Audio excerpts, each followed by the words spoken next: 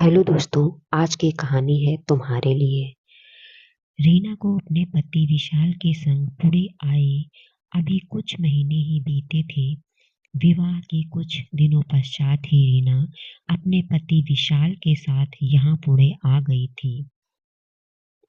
बड़ा संयुक्त परिवार और छोटे शहर से आई रीना के लिए यहाँ महानगर में स्वयं को एडजस्ट करना बड़ा ही मुश्किल हो रहा था। उस पर विशाल का शांत व गंभीर स्वभाव।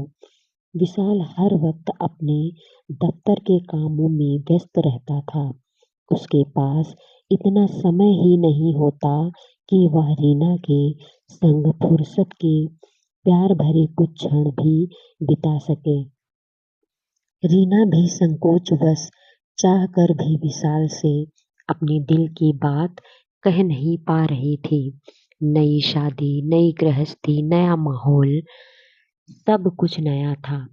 इस नए शहर, नए सोसाइटी में ना ही रीना का कोई दोस्त था और ना ही परिचित।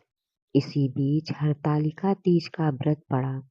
रीना को ना तो यहाँ के बाजार के बारे में कोई जानकारी थी और ना ही उसे यह मालूम था कि पूजा पाठ का कौन सा सामान कहाँ मिलता है। व्रत के सप्ताह पर पहले रीना ने विशाल से कहा, अगले हफ्ते हरतालिका तीज है। मुझे व्रत के लिए कुछ सामान और सुहाग की टोकरी खरीदनी है। हम बाजार कब जाएंगे? रीना के ऐसा कहने पर रीना की ओर देखे बगैर ही लैपटॉप पर अपनी नजरें गड़ाए हुए विशाल बोला, अरे अभी तो मेरे पास वर्कलोड बहुत है। थोड़ा फ्री हो जाऊं, फिर समय मिलेगा तो देखते हैं। विशाल का रूखा जवाब रीना के मन को तीर की भांति भीतर तक भेद गया। उसकी आंखें डबडबा गईं। पहला तीज और विशाल की बेरुखी ने रीना के दिमाग में दबे हुए उस शक के बीज को प्रफुष्टित कर दिया, जो कुछ दिनों से रीना के अंतर्द्वंद की वजह बन गई थी। रीना इस नतीजे पर पहुंच गई कि विशाल उससे प्रेम नहीं करता। उसने केवल अपने घर, परिवार व सामाजिक दबाव में आकर उससे विवाह किया है।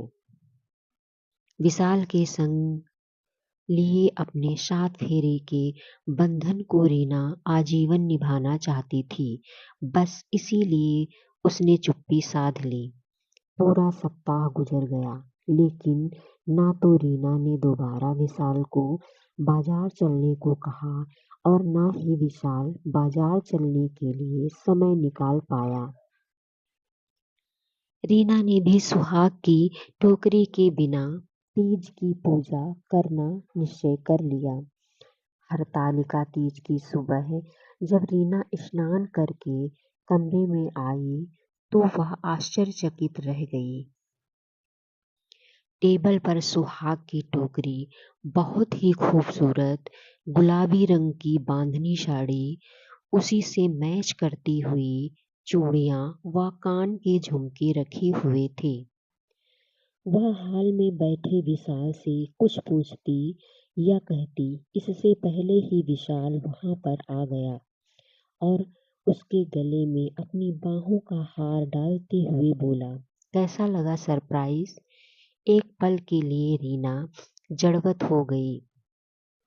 पिछले 4-5 दिनों से विशाल के प्रति अपने मन में आ रहे नकारात्मक विचारों के लिए उसे अफसोस होने लगा और उसकी आंखें भर आईं। यह देख विशाल बोला, अरे क्या हुआ? आज मैंने दफ्तर से छुट्टी ले ली है। आज का पूरा दिन मैं तुम्हारे साथ बिताना चाहता हूँ। इसीलिए तो मैं इतने महीनों से एक भी दिन काम से ब्रेक लिए बिना अपना टारगेट पूरा करने में लगा हुआ था। आज का पूरा दिन तुम्हारे नाम। विशाल का इतना कहना था कि रीना की आंखों से अश्रुधार बह निकले और सारे गिले शिकवे भुलाकर वह विशाल से लिपट गई। तो दोस्तों, अगर आपको हमारी कहानी पसंद आई है तो लाइक एंड सब्सक्राइब अवश्य करें। धन्यवाद।